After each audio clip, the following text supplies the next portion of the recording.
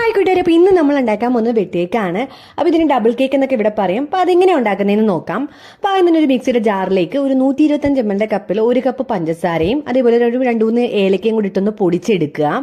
ഇനി അതിലേക്ക് ഞാനൊരു 2 മുട്ട കൂടെ ചേർത്ത് കൊടുക്കുന്നുണ്ട്. അപ്പോൾ 2 മുട്ടയും കൂടെ ചേർത്തിട്ട് അതുകൂടെ ഒന്ന് അടിച്ചെടുക്കാം. അത് അടിച്ചു കൊടുത്തതിന് ശേഷമാണ് നമ്മളൊരു ഗ്ലാസിൻ്റെ 1/2 കപ്പ് പാലെടുത്തൊഴിക്കുക. അതും കൂടെ ഒന്ന് നന്നായിട്ടൊന്ന് അരച്ചെടുക്കാം.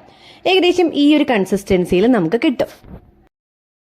അപ്പോൾ ഇനി ഒരു ബൗളിലേക്ക് 125 ml 2 കപ്പാണ്, അതായത് 250 ml മൈദ എടുത്തിട്ടുണ്ട് ഞാൻ. അതിലേക്ക് 2 സ്പൂണോളം റവ പൊടി ചേർത്ത് കൊടുത്തിട്ടുണ്ട്. ഇനി ഇതിലേക്ക് ഉപ്പും അതേപോലെ തന്നെ ഒരു പിഞ്ചോളം സോഡാപ്പൊടിയും ചേർത്ത് കൊടുത്ത് നന്നായിട്ടൊന്ന് മിക്സ് ചെയ്തെടുക്കുന്നുണ്ട്. ഒരു ഫോർക്ക് വെച്ചിട്ട് നന്നായിട്ടൊന്ന് മിക്സ് ചെയ്തെടുക്കുന്നുണ്ട്.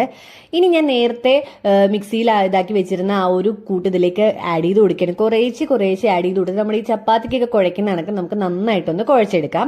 കുറച്ച് നെയ്യും കൂടെ ആഡ് ചെയ്ത് കൊടുക്കുക. എന്നിട്ട് നന്നായിട്ടൊന്ന് കുഴച്ചെടുക്കുക. ഇത് നന്നായിട്ട് നമുക്ക് ഒട്ടും, പക്ഷെ നല്ല രീതിയിലൊന്ന് കുഴച്ച് ഏകദേശം ഈ ഒരു പരുവാകുമ്പോഴത്തേക്കും നമുക്കിതൊരു 1/2 മണിക്കൂർ റെസ്റ്റ് ചെയ്യാനായിട്ട് വെക്കാം. 1/2 മണിക്കൂറിന് ശേഷം നമ്മൾ കുറച്ച് മാവൊക്കെ തൂകിയിട്ട് നമ്മൾ ഇതുപോലെ ഒന്ന് ഉരുട്ടിയെടുത്ത് ഇതൊക്കെ കട്ട് ചെയ്തെടുക്കുക. നിങ്ങൾക്ക് ഏത് ഷേപ്പിൽ വേണമെങ്കിലും ഇത് കട്ട് ചെയ്തെടുക്കാം. അപ്പം നമ്മൾ ഈ ഒരു ഷേപ്പിലാണ് കട്ട് ചെയ്തെടുക്കുന്നത്. എങ്ങനെ വേണമെങ്കിലും കട്ട് ചെയ്തെടുക്കാം. അപ്പോൾ ഓയിൽ ഒഴിച്ചെടുത്തിട്ട് ഒരുപാട് തിളയ്ക്കുന്നതിന് മുമ്പ് വേണം നമ്മളിത് ഇട്ട് കൊടുക്കാനായിട്ട്. അപ്പം എടുക്കുമ്പോൾ നിങ്ങൾ കുഴുവൻ ചട്ടി എടുക്കുന്നതാണ് നല്ലത്. നിങ്ങളത് പിന്നെ മാറ്റി കഴിഞ്ഞു, കാരണം ഈ എണ്ണയും മുങ്ങി നിന്ന് വേണം ഇത് പൊരിയാനായിട്ട്. അപ്പം നമ്മുടെ കേക്ക് ഇവിടെ റെഡി ആയിട്ടുണ്ട്. എല്ലാവർക്കും ഇഷ്ടമായെങ്കിൽ ഒന്ന് ലൈക്ക് ചെയ്യുക, ഫോളോ ചെയ്യുക, ഷെയർ ചെയ്യുക. അപ്പോൾ അടുത്ത അടിപൊളി വീഡിയോ ആയിട്ട് കാണാം. അതുവരെയും ബൈ.